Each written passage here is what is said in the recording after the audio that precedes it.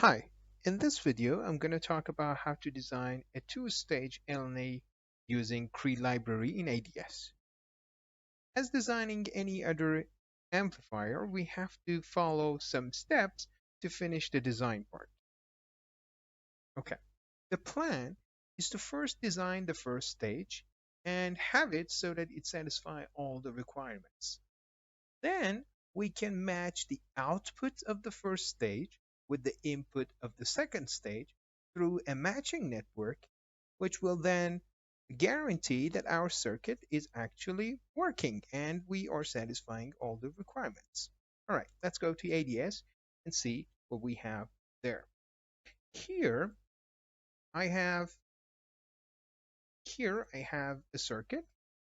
I have put transistor and RF chokes with the DC blocks, and we are going to bias this circuit to see if we can make it have some currents passing through the transistor. Since I have selected the width of my transistor to 200 micrometers, then I need a current of around 10 to 15 milliamps passing through it.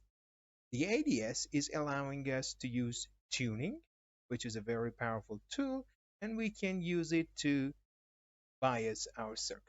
Okay, here I'm going to tune my circuit, my voltage source, and we can see by tuning we can get different currents. Here, if I select on this and select OK, I can, by selecting this icon here, which shows the current passing through the circuit to us, I can change the DC voltage and you can see the current passing through transistor changes. All right. Then after this stage, we can put some shunt RL circuits or series RC circuits to stabilize the circuit. Here, if we check these,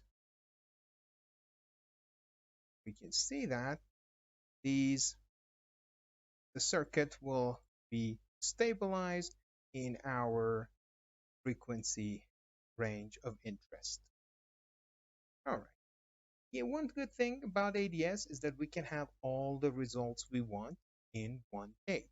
Here, if we look, we see that stabilization factor is a little bit be, uh, below what we expect it to be.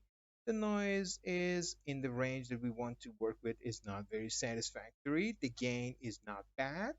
S12, S22, and S11 are also not satisfactory. Okay, here I have one prepared network, which is, you can see, satisfy all the requirements that we expect it to have. It gives a good noise, which is fairly close to the minimum noise figure. The circuit is completely stable. S11 is low, and we have a good gain. But S22 is not fine. As we said, we are keeping this S22 here like this because we want to match it to the next circuit that we put after it. Here in Tools and in the Smith chart, we can put the input impedance of the next stage. We can put it in here, and we could have the conjugate of it in here, and we could match these things together using the ideal components that are provided to us here. After doing so, the next stage is to replace these ideal components with real Cree components. You can see, for example, here we can have resistors and we can have capacitors, and based on their sizes, their corresponding values will change. For example, here you can see that they change. And based on the design that we have, based on the value selected for our ideal components, we can make changes to these things and make them work and replace them in our circuit. And instead of the ground, we have to use bias. You have to be careful that vias they have some internal inductors which, if they are changing our circuit dramatically, we have to make more vias in parallel. Here we can see that we can select more than one via. And by this, we now have six vias parallel with each other, which reduces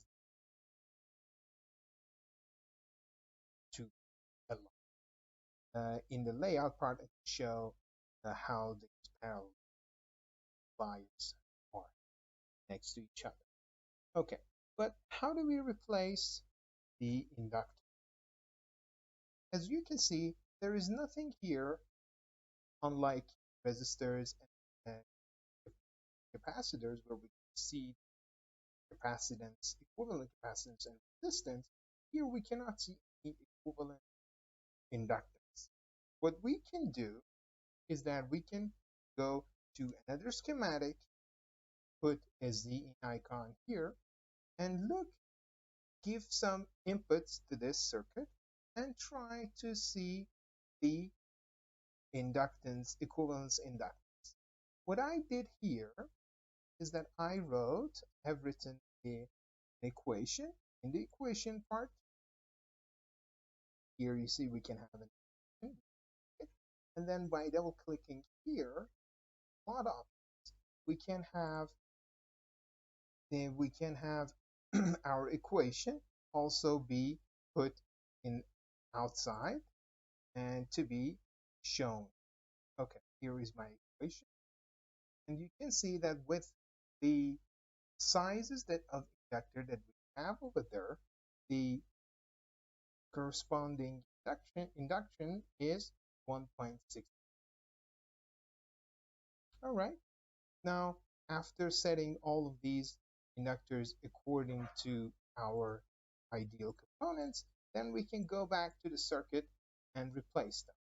My suggestion for you is to replace all the inductors and all the components one by one, because these things have internal resistances and other things which can change the output of your signal uh, of your whole circuit dramatically. After replacing each one of them, one is better to check the results and see if they are in accordance to what has been desired. After all of these real components are replaced, it's time to replace the wires with proper connections. In the Cree library, there are three important, or four, one can say important interconnections. One of them is MS step, which is used to connect two parts with each other. One may ask, why do we have to replace the wires? The reason is that, right, since we said that the real component contains some width and lengths, then physically it is impossible to match all those different widths with each other. To do that, we can use T's here. These are three port components. We can have crosses, and we can also have steps, which are used to connect two components to each other. Here, for example, you can see that I have used a step to connect 120 micrometer via with a 58 micrometer capacitor. Once all of these things are done, we can go to layout. ADS, in fact, allows us to do the layout and uh, generate the layout in three different ways. We can design from somewhere else, we can place the components one by one in the layout, or we can just have the ADS generate the layout for us automatically. I personally, I suggest to put all the components in the layout one by one, and then try to connect them one by one so that you know which component you have connected and which components are left.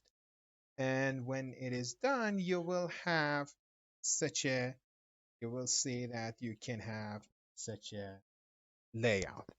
Then the only thing that you have to do is to put the paths, which are things like this. These are the paths, and you have to put them for where you want to have your supply voltages. For each voltage source, you have to put two paths. One of them is the positive and the other one is negative, and the negative one is always connected to the via, which plays the role of ground. You see, we have two over there, and we are having two over here. And then we are going to have RF probes for RF input and RF output. And if you remember, I talked about the vias, that we can have multiple vias being parallel with each other, which reduces the internal inductor of the via. And this is the layout that I have created out of that schematic. I hope it's been helpful.